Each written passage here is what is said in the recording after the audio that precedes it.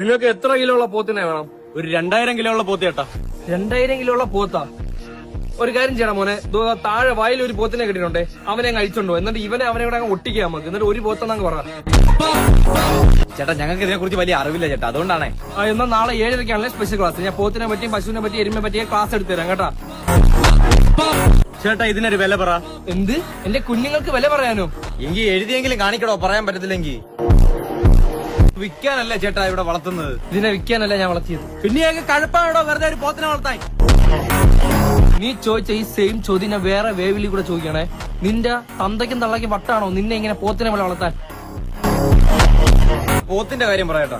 അച്ഛൻ എന്ത് ചെയ്യുന്നു? അതറിഞ്ഞിട്ട് ഈ പോത്തിന് 5ാമതൊരു കാലിറങ്ങി വരില്ലല്ലോ. എന്തിനാണ് ഇപ്പൊ ഇങ്ങോട്ട് വന്നേ? എടാ ഈ പോത്തിനെ കൊടുക്കുന്നുണ്ടോ? അത് അതിന്റെ ഓണറിന്റെ അടുത്താണ് ചോദിക്കണം, അത് എനിക്കറിയില്ല. പിന്നെ താനാരാ? എന്നെ പറ്റി അറിയണോ? അത് നിങ്ങൾ എന്റെ ഫ്ലാഷ് ബാക്കിനെ പറ്റി അറിയാം.